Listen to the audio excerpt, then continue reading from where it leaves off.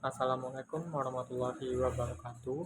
Saya Faisal Arif dengan NIM 22042218 dari Departemen Ilmu Administrasi Negara.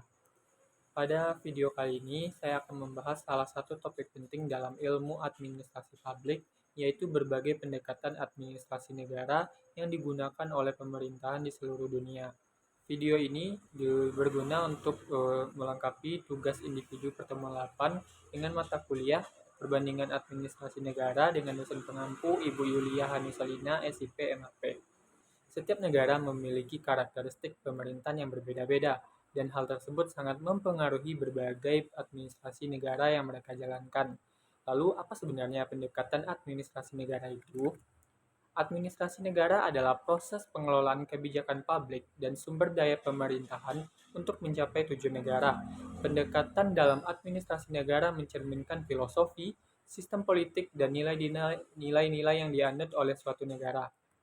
Dengan memahami ragam pendekatan ini, kita dapat melihat bagaimana tiap negara mengelola birokrasi, pelayanan publik, dan kebijakan nasionalnya secara efektif sesuai dengan konteks masing-masing. Secara umum, terdapat beberapa pendekatan utama dalam administrasi negara yang diakui secara akademis. Kita akan melihat tiga pendekatan yang paling banyak diadopsi oleh negara-negara di dunia saat ini. Yang pertama itu ada All Public Administration, yang dimana pendekatan klasik yang berfokus pada hierarki birokrasi, aturan formal, dan efisiensi prosedural.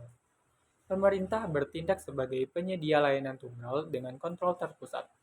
Digagas oleh Woodrow, Wilson, dan Max Weber.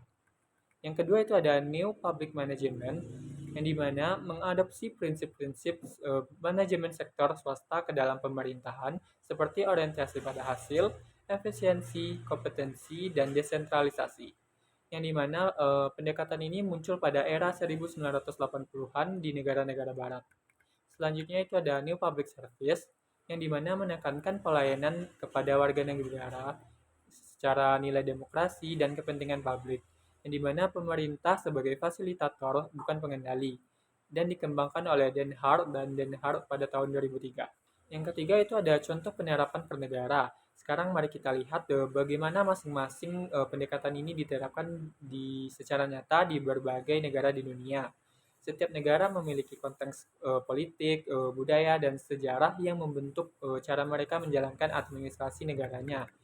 Contohnya kita masuk ke negara Jerman, yang dimana menganut All Public Administration, yaitu menerapkan birokrasi Weberian yang kuat dengan sistem hukum administratif yang ketat, yang dimana pegawai negeri sangat profesional dan terikat aturan formal, dikenal dengan kestabilan dan kepastian hukum administrasinya.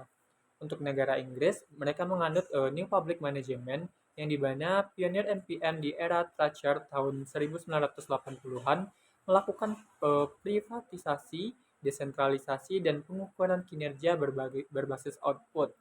Reformasi besar pada sektor kesehatan dan pendidikan menggunakan mekanisme pasar. Selanjutnya itu negara Swedia, yang dimana menganut New Public Service. Negara kesejahteraan dengan partisipasi publik yang tinggi, administrasi berbasis kepercayaan, transparansi, dan keterlibatan warga. Sangat rendah tingkat korupsinya. Untuk negara Amerika Serikat menganut New Public Management, yang dimana melalui Reinventing Government era Clinton-Gore tahun 1993 fokus pada efisiensi federal, e-government, dan pengurangan birokrasi, yang dimana pemerintahan daerahnya sangat otonom dalam pengelolaan layanan publik. Untuk negara Singapura menganut hybrid OPA dan MPN, yang dimana menggabungkan birokrasi Weberian yang disiplin dengan orientasi kinerja ala NPM, yang dimana dikenal sebagai salah satu administrasi publik terbaik di dunia, yang dimana itu efisien, bebas korupsi, dan berorientasi teknologi.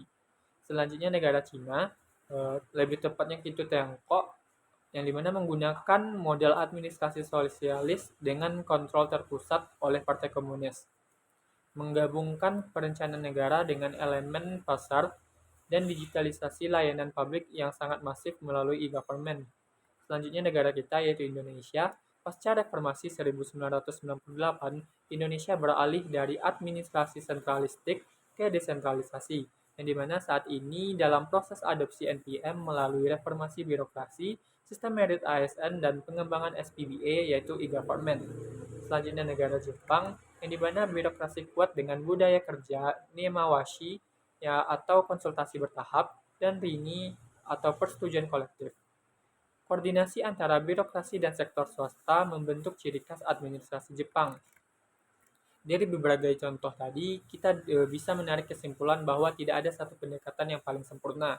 Relevansi sebuah pendekatan sangat bergantung pada konteks negara tersebut, baik dari sisi sejarah, budaya, dan tingkat demokrasi maupun tingkat perkembangan ekonominya.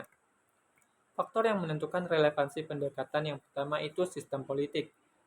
Kita lihat di negara demokrasis cenderung menerapkan NPS, yang dimana sementara negara otoriter lebih pada model terpusat.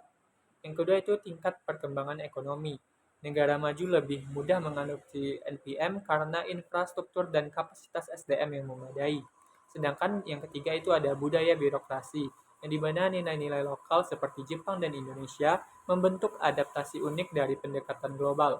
Yang keempat itu ada tuntutan globalisasi, yang dimana dalam era digital sekarang mendorong semua negara ke arah e-government dan transparansi, terlepas dari pendekatan dasarnya. Jadi dapat saya simpulkan bahwa administrasi negara bukanlah konsep yang baku dan seragam. Setiap negara mengembangkan pendekatannya sendiri yang disesuaikan dengan kebutuhan dan konteks lokal mereka. Yang terpenting adalah bagaimana administrasi negara mampu menjawab kebutuhan masyarakat secara efektif, efisien, dan berkeadilan. Dengan memahami pendekatan-pendekatan ini, kita dapat lebih kritis dalam menilai dan mengembangkan tata kelola pemerintahan yang lebih baik, khususnya di Indonesia. Sekian dan terima kasih. Mohon maaf apabila ada kesalahan. Wassalamualaikum warahmatullahi wabarakatuh.